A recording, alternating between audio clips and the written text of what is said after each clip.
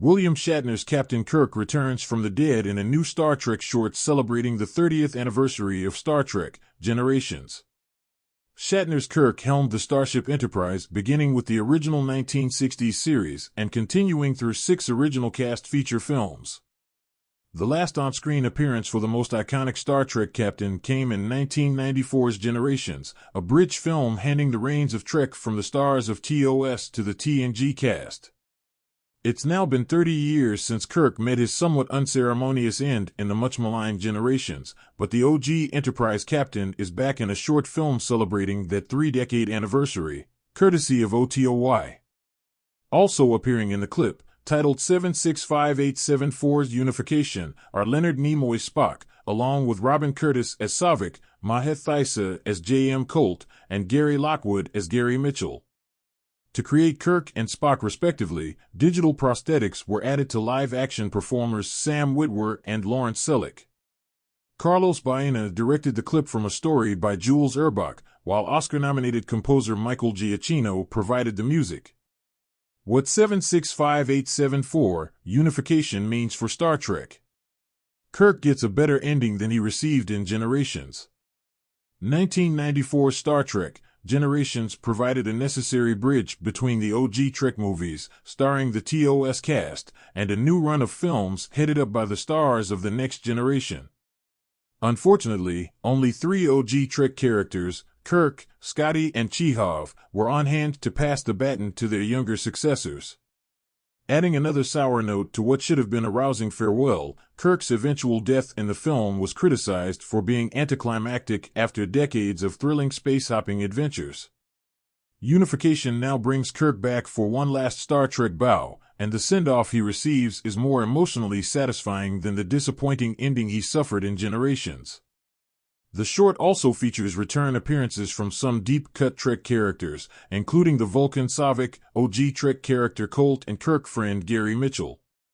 But the highlight has to be the return of Leonard Nimoy's Spock, whom Kirk encounters during the short film's depiction of what appears to be Star Trek heaven. Our take on Shatner's return to Star Trek. This might not be the last time Shatner's Kirk appears on screen.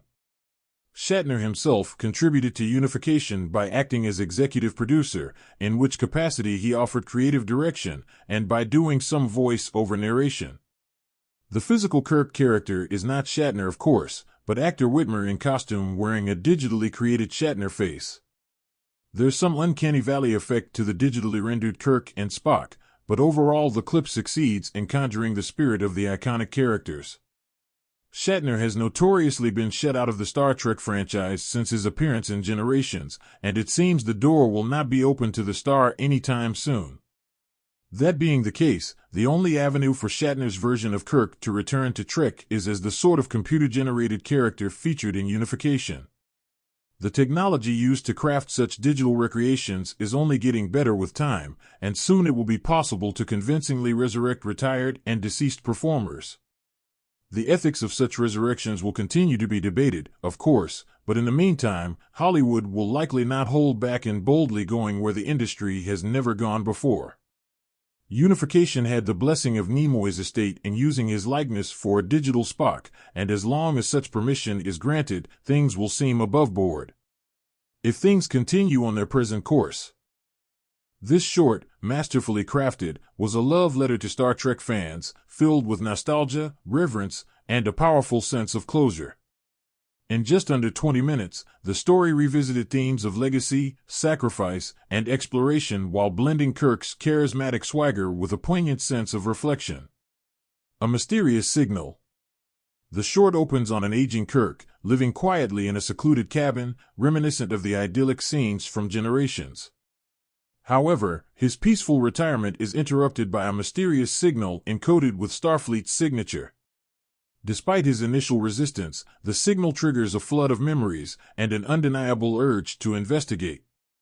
"Damn it, I'm not done yet," Kirk mutters, his eyes lighting up with the familiar spark of adventure. Within moments, Kirk is aboard a shuttlecraft, restored to its original 23rd century specifications. The audience sees a younger holographic version of Scotty, crafted from archival footage, assisting with the shuttle's launch. This clever nod to Kirk's longtime crew sets the stage for a journey through time and memory. A return to the Nexus.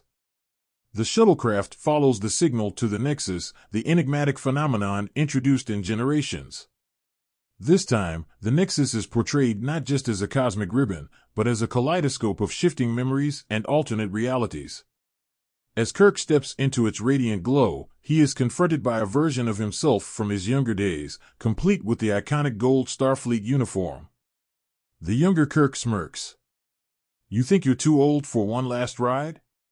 Shatner delivers the line of the century, "I never thought I'd argue with myself and lose." Their exchange is both humorous and heartfelt, reflecting on the choices Kirk made throughout his life. The Nexus offers him a chance to rewrite his ending, to live out the adventures he never took. But Kirk, ever the captain, knows better than to tamper with destiny. Reuniting with Picard. As Kirk navigates the Nexus, he encounters a holographic recording of Captain Jean-Luc Picard, played by Patrick Stewart in newly recorded footage. The short cleverly weaves Picard's message into the narrative, with Picard urging Kirk to use his time in the Nexus wisely. "It's not about the adventures you've had, Kirk," Picard says. "It's about the ones you've inspired." This moment bridges the gap between the two captains and celebrates Generations' legacy as a meeting point for Star Trek's most iconic leaders. An alternate timeline. The plot takes a thrilling turn when Kirk discovers the source of the signal, a rift in time created by the Nexus. Through this rift, he glimpses an alternate timeline where the Enterprise D was never destroyed, and Captain Picard never encountered the Nexus.